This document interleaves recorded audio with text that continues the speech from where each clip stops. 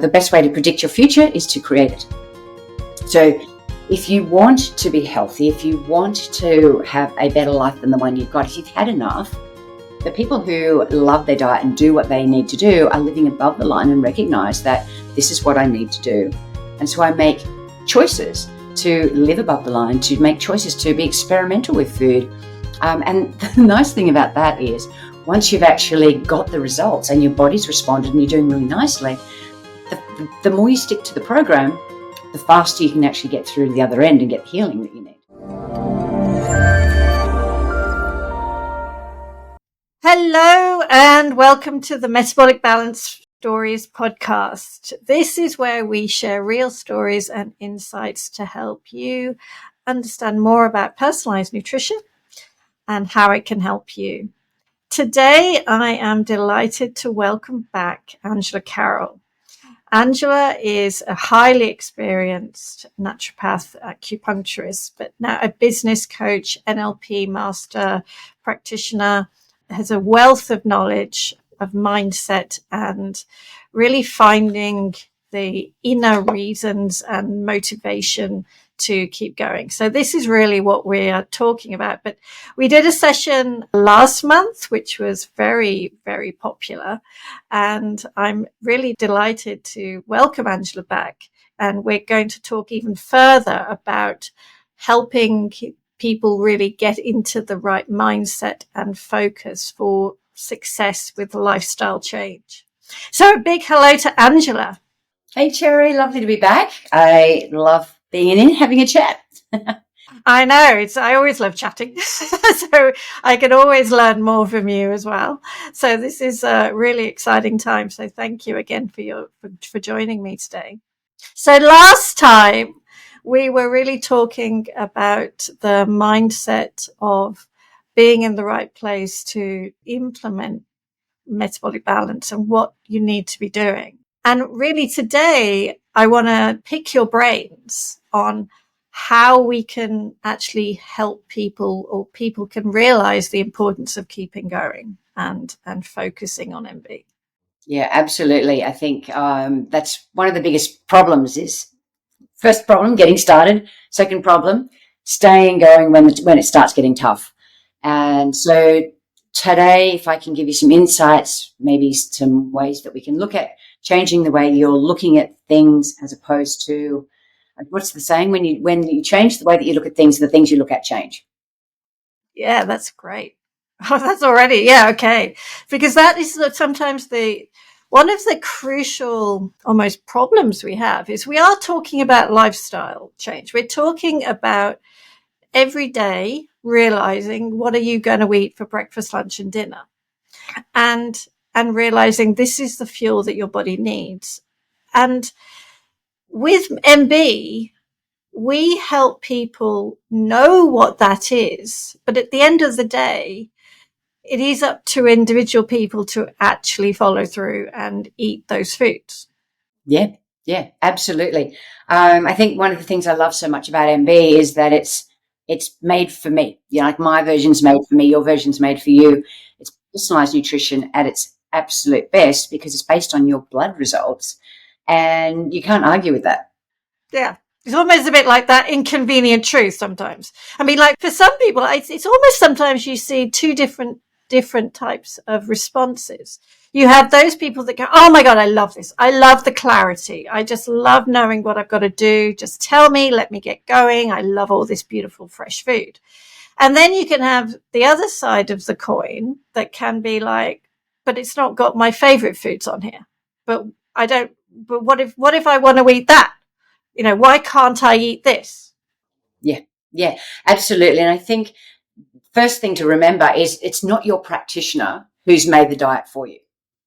Yeah, it's the practitioner who hasn't gone, oh, I can be really mean and nasty and I'm going to get rid of all the foods that you don't want to eat. So it's not that. It's based on your internal metabolism. And then, so the diet is there to correct the metabolism imbalances.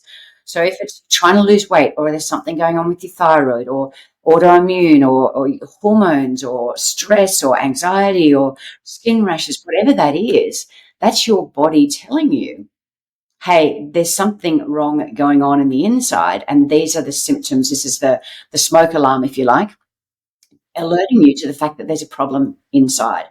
And so the food you use as medicine. I mean, that's one of the reasons why we have food. Food is a signaler from the outside environment that then changes the biochemistry within your body. It's not necessarily the food's full of antioxidants and vitamins and minerals necessarily. It's just that.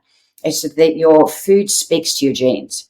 So when you eat those foods that are prescribed on your menu, on your shopping list, that comes from your specific program, that's the medicine that is being prescribed for you, for your body. Yeah, absolutely. Yeah. If we were to think about it, so those people who we talk about, we hear they love the program. They are loving the foods, that they are seeing that clarity, and they're making it happen. What would you say is really driving that, or where do you see those people coming from? Yeah, interestingly, from an NLP perspective, neuro-linguistic programming, we have a precept called cause and effect. So it's a little bit like if you imagine an imaginary line, and everything above that line is you living an accountable life. Everything below that line is you living a non-accountable life. So if you like, a victim type of life. So when you live above the line, you're living a cause. When you live below the line and you're not in an accountable state, then you're living at effect. So what it's like, it's your life is the effect of everything around you. Yeah. And so it's not my fault, or I didn't do that, or I don't, your life's happening to you, not for you. So you kind of then buffeted by everything that's going on, all the emotions, all the feels, all of the background stories that we have, because we all have stories. The problem with stories, they're just stories, and we can change those stories. And so when you're living below the line, you are not accepting responsibility and accountability for the results that you want to have in life. Yeah. So what's that saying? The best way to predict your future is to create it. So if you want to be healthy, if you want to have a better life than the one you've got, if you've had enough, the people who love their diet and do what they need to do are living above the line and recognize that this is what I need to do.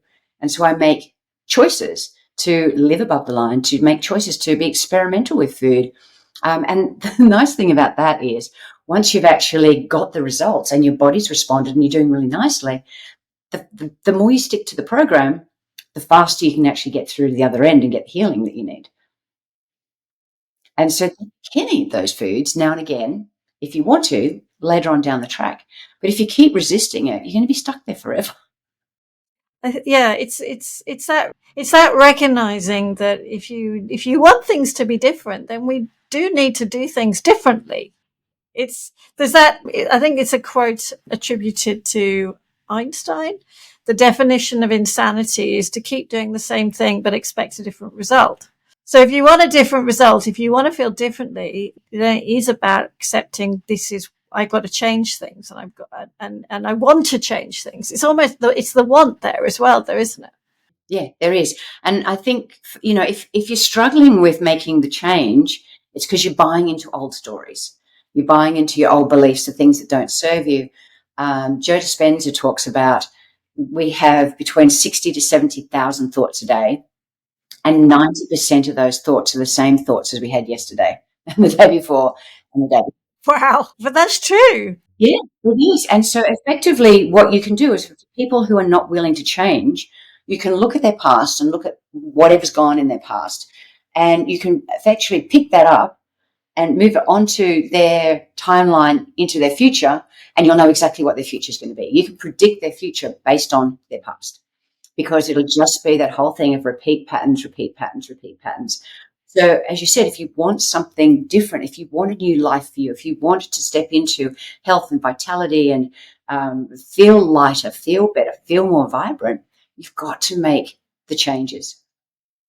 And so living above the line, living at cause, you adopt a problem-solving mindset. Okay. So in what way would you say what's a problem-solving mindset?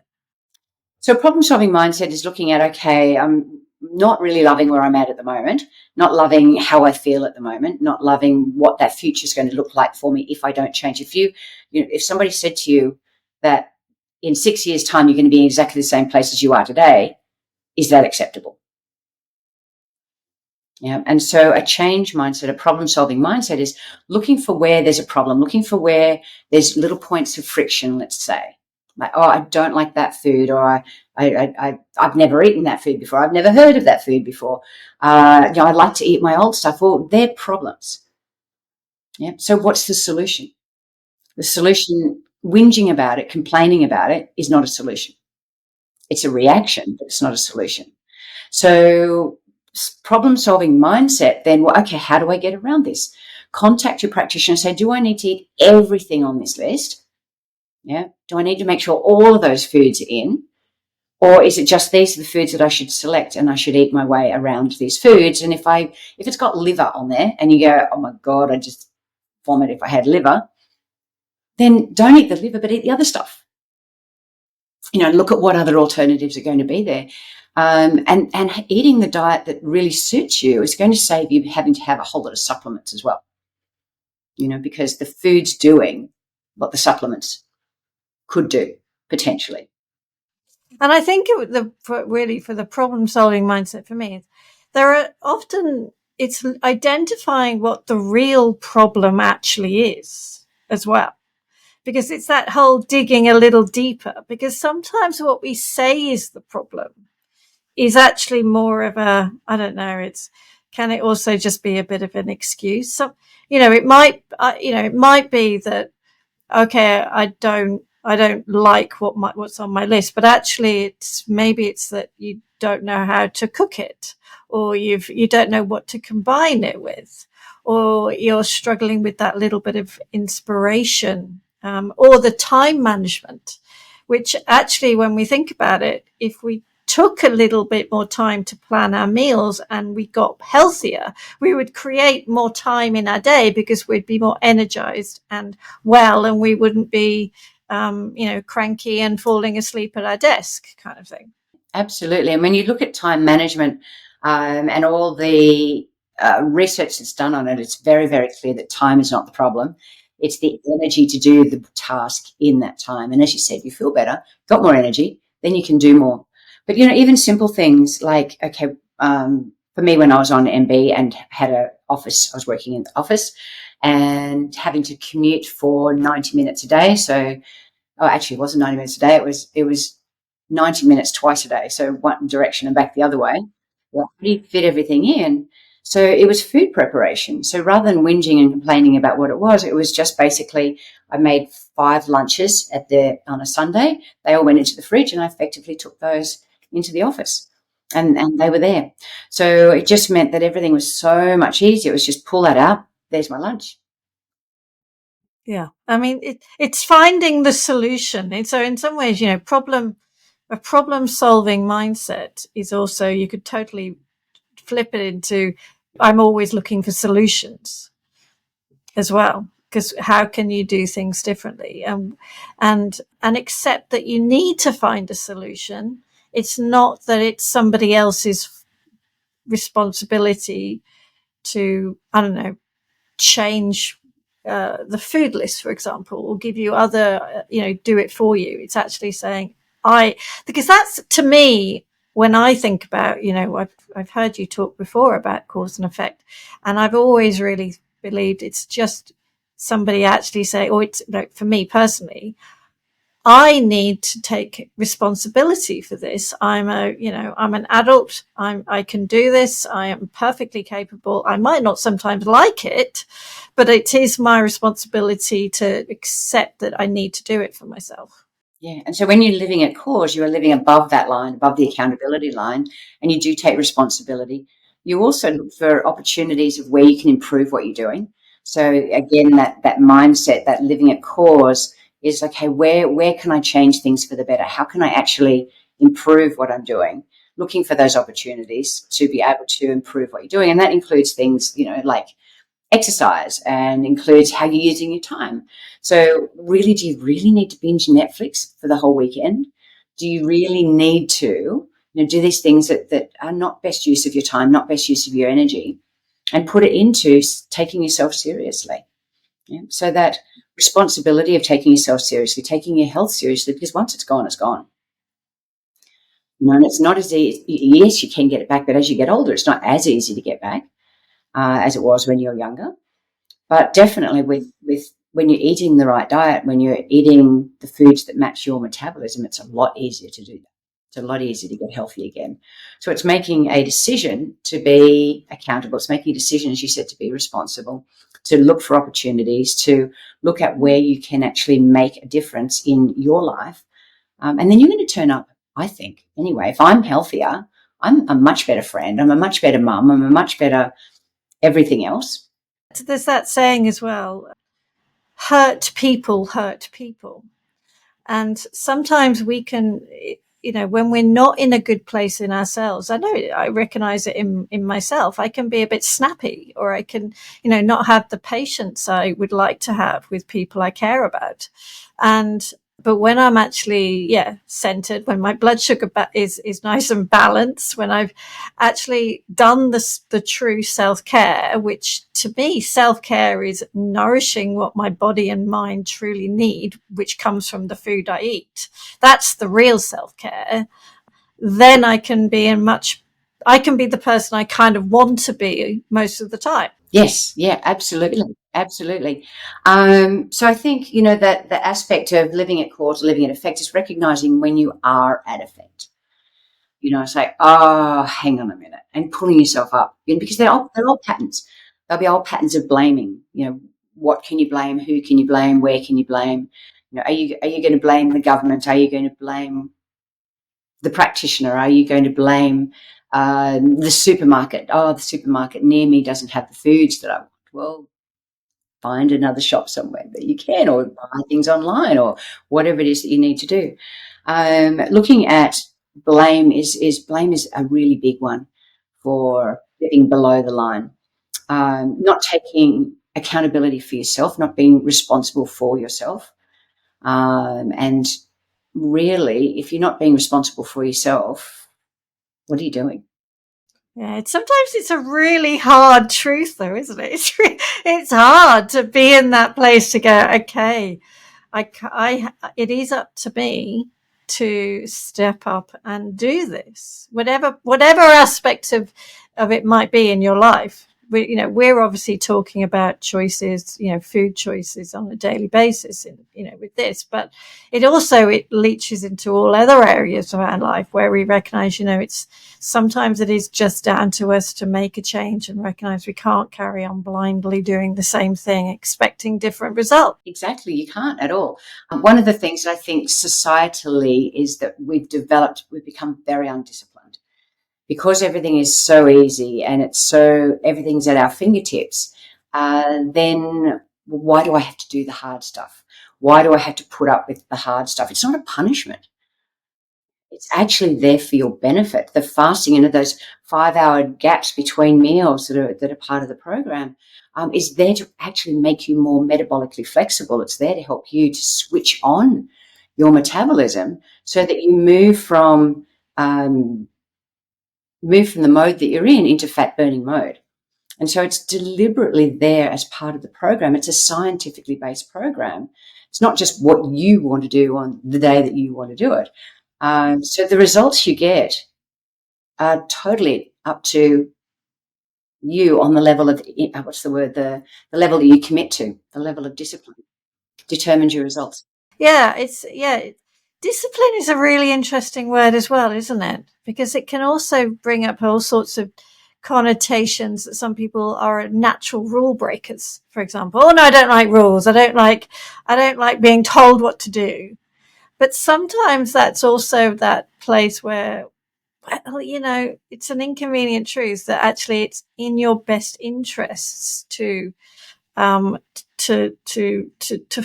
things that the body naturally needs. It's that sort of like kid mindset where we always want to stay up late. But actually, when we get older, we realize the privilege of being able to go to bed in a nice warm bed and have a really nice rest. But you realize it's in your best interests to actually take this time to look after yourself.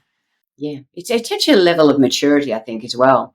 Actually going, okay, let's put me first. I mean, it can be hard though, particularly for, well, not just women, but particularly for women.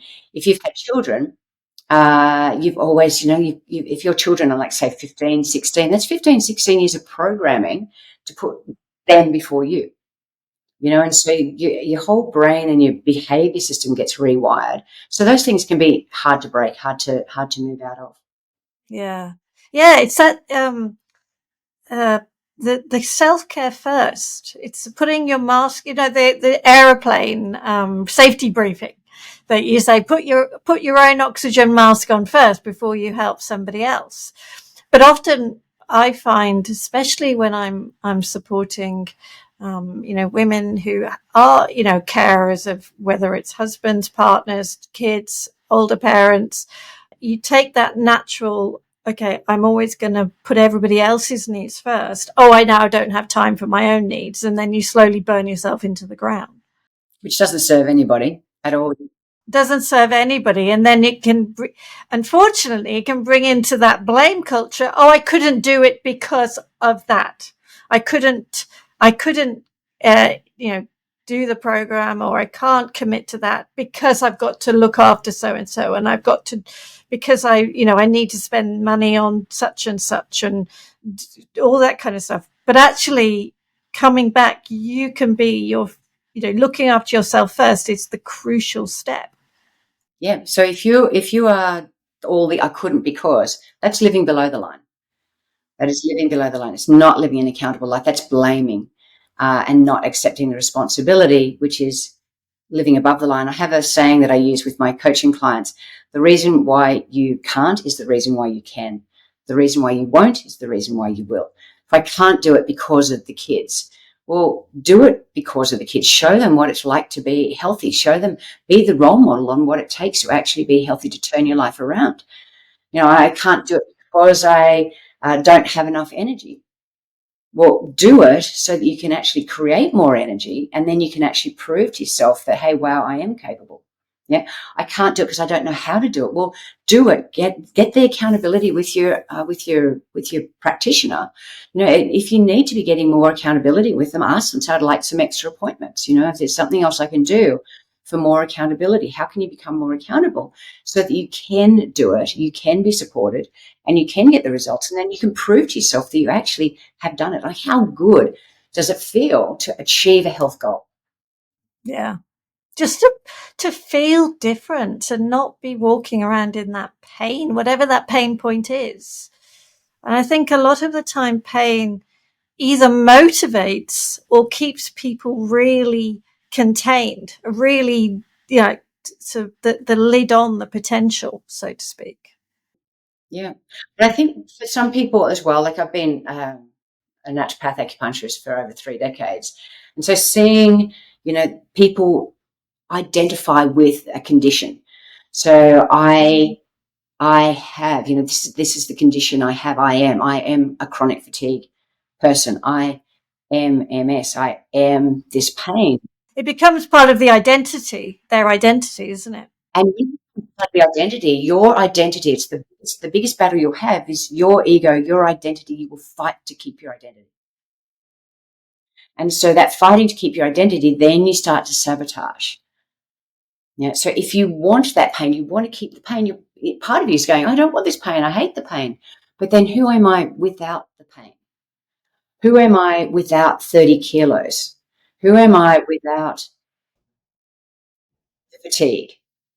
So then if your identity is the sickness identity, you've got to make those changes to have a new identity, to be the person you want to become. I used to always have a conversation with my clients when I was in practice about weight loss. Then MB wasn't around in my day, but looking at, I want to be a size 12 or I want to be a size 10. So I'd say, well, you've got to start eating like a size 12 or a size 10 person.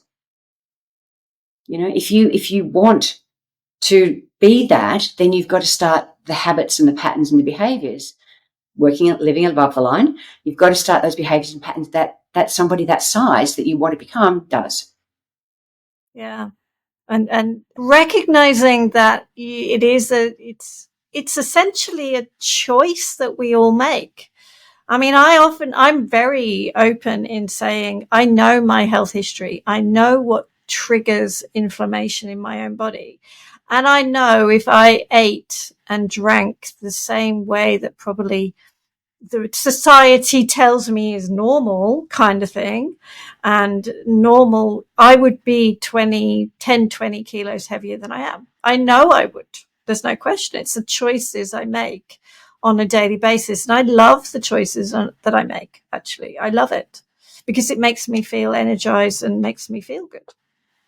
Yeah, yeah. I was over on the coast on Friday, and there's a little fruit and veg shop over on Sunshine Coast that I really love. And they have the best sauerkraut. Anyway, I thought, oh, I'll go and get the sauerkraut. And while I was there, they've got a fabulous, everything's super fresh. And so I was picking all the super fresh stuff. And the more I was smelling the smells of the fresh food, the coriander in the basket and the cucumbers and the tomatoes and everything that was in there, I was thinking, oh, can't wait to go home and make something really healthy to eat. It was getting me really excited just knowing that I had that in the basket, knowing the smell was there and getting ready to go home and make myself something fabulous for dinner. So, yeah. What would you say if somebody, we've talked about that sort of that place of when you are living below the line. So that place of blame, or I can't do it because this is stopping me, that kind of, it's somebody else's responsibility to do that. I can't do that, kind of that place. What would you say is something that people can do to help them get out of that? I'm kind of thinking along the lines of, I know, like in our culture, we have very much a drinking culture. And a lot of people, especially in their sort of 30s, 40s, 50s, they work hard. They're stressed. They're being pulled at, different ways. They're looking after kids. Maybe they're looking after older parents. They've got stresses at work, and maybe they're in this habit of coming home, glass of wine, and using that a little bit as the crux, as a crux. So how can we help people get out of this place? Do you mean specifically with alcohol, or? Yeah, I'm kind of thinking alcohol is because I think it's one of the things that probably is the most socially acceptable sort of crux that often keeps people like properly squashed down with the lid on their potential, going in the direction of a place that really is not a happy place at all for health and well-being in any way whatsoever. Yeah. A couple of things on that. One is the feeling of, okay, when I have that wine, I relax. When I've had that wine and or a couple of gins or whatever it is, and I feel the way that I feel. So I've got kind of 3 points I want to go here with it. Is that's what your brain, the dopamine, is going for. Yeah. If you don't drink and you wake up the next morning, you think, oh my God, I feel so good. I feel bright and my brain's switched on. I've got energy. I'm not berating myself. I don't have any little niggly thoughts in my brain before, because most people, talking to most people I know that have a regular drinking pattern, they wake up in the morning and there's self-negativity. Like they berate themselves for behavior the night before. And so getting addicted to feeling great when you wake up in the morning as opposed to getting addicted to the feeling when you've had the wine is number one thing. So to set some patterns in place, start some routines. So before having your first wine, have a big glass of soda water. Yeah. I've been buying fake wine. So it's wine with no alcohol in it. And it's bloody awful. When you put it into a big glass and you put half ice and you put, you pour the wine to the level of the ice and then top that up with soda water, it's really nice. It's like a spritz. Ah, there you go. Yeah. Yeah. And so I have that, and then that takes away any craving that I have. My other thing that takes away the craving is ginger beer. Same deal with ginger beer. So ginger beer and then with soda water. So yes, it's not great on the sugar side of things. Yes, but it's breaking a pattern. It's breaking the habit pattern. Sometimes you've got to swap something in. You can't just stop it, can you? You've got to have something in its place. I firmly believe that we've got to have a reason, and we have to swap in. Yeah. Yeah, absolutely. And the other thing is just start tiny habits. So BJ Fogg wrote a book called Tiny Habits. He was the original habits guy. He's the actual researcher that did all the habit stuff. That other people have written books afterwards, but interestingly, they were his students. And so background stuff. So BJ's Tiny Habits book is a really good book that maybe practitioners might think about giving to their clients or making recommendations, or anyone listening to this podcast, hello, grab a copy of the book. The book takes you through how you can just make tiny little habits that are going to be able to let you get off the, let's call it addiction. It's dopamine. So whether you're not necessarily alcoholic and you're not necessarily addicted to alcohol, but you're addicted to something in the process. So we just make a little tiny change to begin with, to start with. So your first drink is a soda water with lemon in it if you want to, and rather than having an alcoholic drink.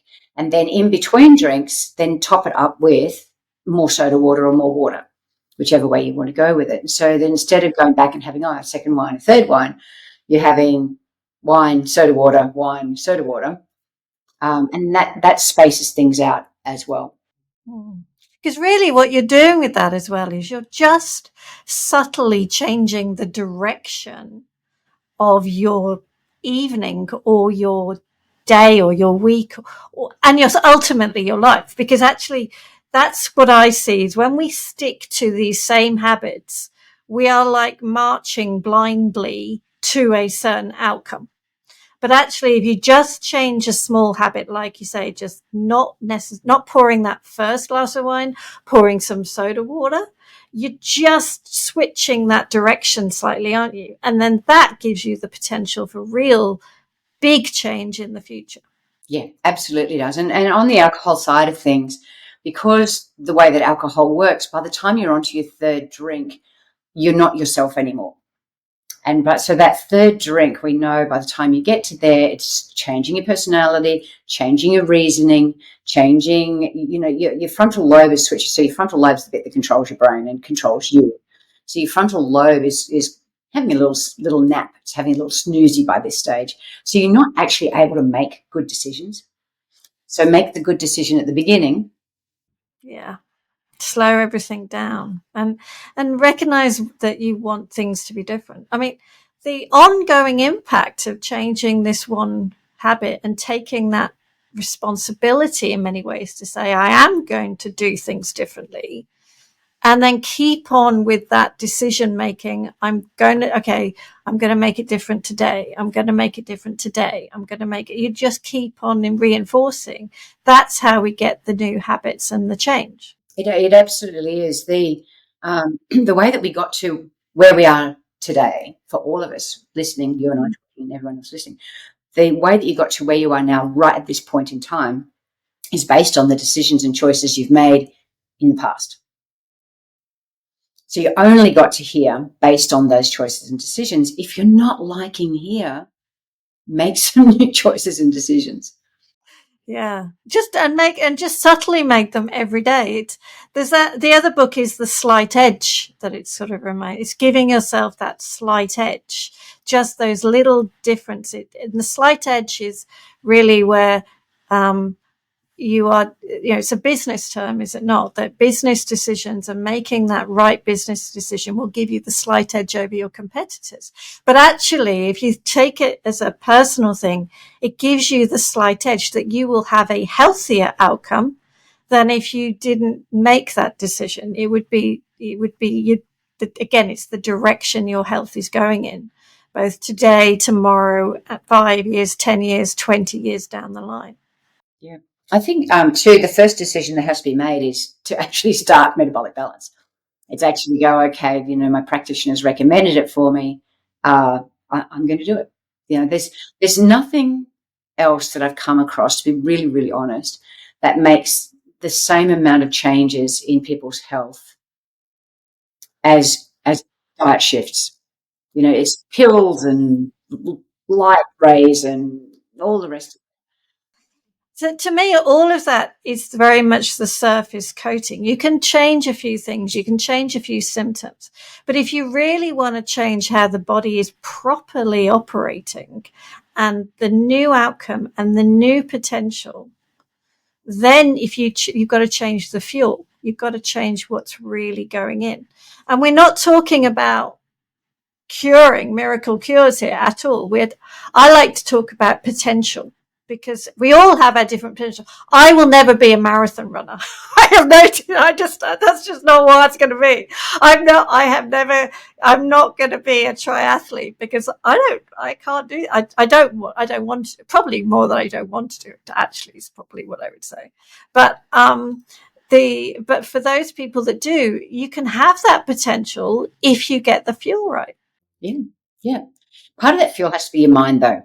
But you've got to want it. You've got to find your why, because that's the other thing that I think we talked about it more in the last session. But getting to understand why is it you want something, is really the way that you kind of say, or what is it you don't want. One of my strong motivating things, if I share that, is I don't want to be in an aged care facility in 20 years' time. And aged care facilities are amazing. They do such great work and they are so important in our society.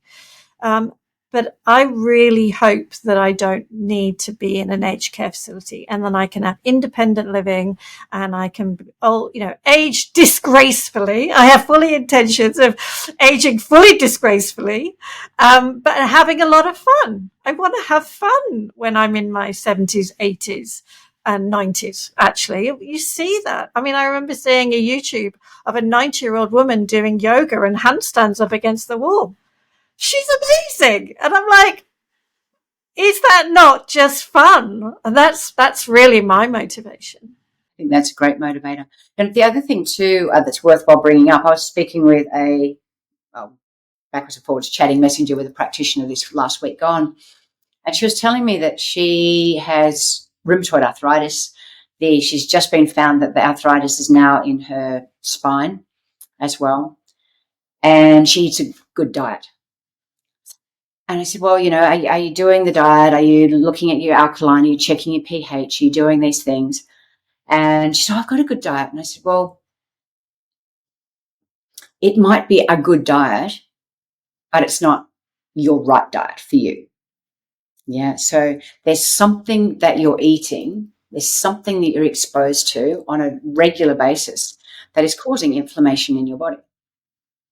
Yeah, and just being on a good diet doesn't mean it's the right diet for you. It's a generic. You're talking generic. You're just talking. And why would the good diet be this? That's probably, oh gosh, you kind of triggered a little thing in my head, because this is what I've been using MB, and I've been loving it for so many years now, and seeing the change when you get the right diet for the right person. Oh my goodness, the direction changes. So I get really passionate when you say that, because people just saying, oh yeah, I'm eating a good diet. How on earth do you know what's a good diet for you unless you've done an analysis, actually really kept that objective mind to say, I want to know what my body needs, not just what I'm choosing I would like to eat. Yes, absolutely. Absolutely. And, different people have different versions of what a good diet is. For some people, a vegetarian diet is good for them. For other people, my body just dies on a vegetarian diet. Absolutely. I wouldn't. I also would not be optimally well at all. I just wouldn't. We all love vegetarian food at times, but on any kind of long-term basis, I know I would be very unwell. Yeah, absolutely. Absolutely. So, I think it's just choosing to make the choice. Yep, first, choosing to make the choice to want a better life for yourself, to want more energy, to choosing yes for yourself, and talking to a practitioner and saying, hey, I've heard about this thing called metabolic balance. Um, let's go ahead and do it. You're not going to know until you actually give it a go, right? The nice thing I think about metabolic balance is, as far as when you live above the line, when you live at cause, life becomes really easy. It's infinitely so much easier because you're awake. The pain is now gone. Your body is no longer aching. You can reach your potential without your health stopping you. Yeah, and you're in better control of your mind, so you're making better decisions. You're happier. You're more joyful, and living above the line is just such a positive place to be that I think we should all attain to want to be there. I know that if things aren't going well in my life, it's because I've slipped somewhere in my standards and I've slipped below the line. We live above and below the line in all different areas of our life. So for some people, they live above the line with their diet and health, and that's fabulous. But that same person might live below the line in relationship. It's human nature, isn't it? It's just human nature. It's what kind of, you could, living above the line maybe in doing exercise. I love going to the gym. I love to push myself in the gym. I take full responsibility. It's up to me to get to the gym. But actually that same person could be below the line in their food by saying, oh yeah, but I don't like eating that and I don't want to eat that. And that's not convenient for me to eat that. That's not going to work for me. Yeah, exactly. So you can go to the gym and you can work out all the fabulousness that you do at the gym. If you're going home and you're eating donuts or you're having 3 slices of dessert or just grabbing a takeout or skipping meals or not eating protein because, I don't know, you can't be bothered to cook or you don't want to cook or you don't like to cook, whatever that reason, where's your body going to get any fuel from to build anything that you're spending all that time in the gym trying to build? Yeah, absolutely. So, I think if you're not happy with where you're at the moment, this is your sign to change. make a change, and step up above the line and look at where can you actually be more responsible for you, your health, and consequently for the people you care for in your life. Because everybody's going to be better off if you're better off. And it's the consistency. We talked before about consistency, but there'll never be a day where we don't need to eat beautiful food, drink right water, take care of ourselves, allow the digestion to be balanced and fueled and an opportunity to heal. And we always need to do this. That's the human and enjoy life. I mean, I think, it's finding the passion, isn't it? Finding the real core of what we want to enjoy in life, and then and allowing that to happen. Yeah, yeah. I think coming back to that first talking point that we had around, some people look at their diet and plan, and then they think, oh, I don't want to eat this, and I don't want to eat that, and I don't like this, and I don't like that, and I can't have this, and I can't have those things that I do love. That mindset first is living below the line. So just recognizing that is a poor thinking habit, poor choice. Then I think also worthwhile, okay, if you're thinking that, and fair enough, there are some foods on the list that are a little bizarre at times, but, if you're looking at your diet and you're feeling deprived or whatever it is you're feeling when you look at it, then that's your sign to sit with that emotion and explore that emotion. So is it you're feeling deprived? Is it that you're feeling you're not getting your treats? And then think, okay, what's the emotion that I have? Am I sad about it? Am I angry about it? What's the real emotion? What's the emotion under that? What's the underlying emotion? And then ask yourself the question, gosh, where did that come from? Because the emotions that we have, the reactions that we have, come from childhood. So did your parents, when you were a good girl or a good boy, did they give you certain treats? Did you learn to eat the way you learned? Because, well, then that was your treat food or your comfort food. So then we've got to look at that. Well, if you're needing to all the time to eat your treat food and your comfort food, then there's something wrong there as well. Because what's missing in your life that you feel you need to be treated all the time, or you feel you need to be comforted all the time. So it's really worthwhile when you're sitting in an unpleasant emotion, when you're sitting in a disempowered, because that's what you are. When you're living below the line, you're disempowered. When you're in a disempowered thought process, what is the emotion? Where does it come from? And how is it serving me at the moment as an adult? Because it's really your 3-year-old, 7-year-old self that's ruling your 37-year-old self, your 47-year-old. And creating the world that you are living in right now, because that's choices create how we have to live. Yeah. So would you go to a 7-year-old and say, "Hey, lovely little 7-year-old, what should I eat for dinner tonight?" Probably not. "Hey, little 7, should I buy this new house? Hey, little 7-year-old, should I go on a holiday?"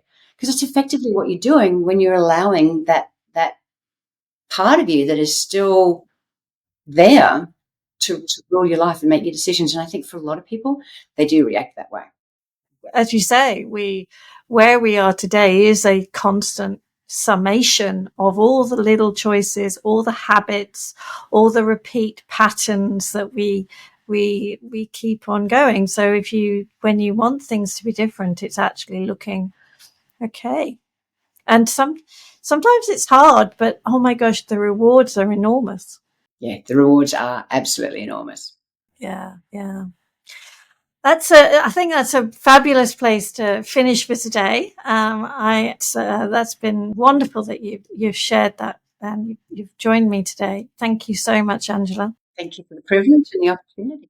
Yeah, it's so interesting, the sort of the mindset, how the choices, habits, all of this kind of thing that we just, yeah. Sometimes you think it's only just, okay, let's get a food plan, but actually how we implement anything that changes our health is the real key. Yeah, and if it's a little bit difficult, then that's your opportunity to grow to the next level. Yeah. Thank you once again, and do check out the show notes where you'll be able to see more access to what metabolic balance is, and also connect with Angela if you would like to. So thank you so much.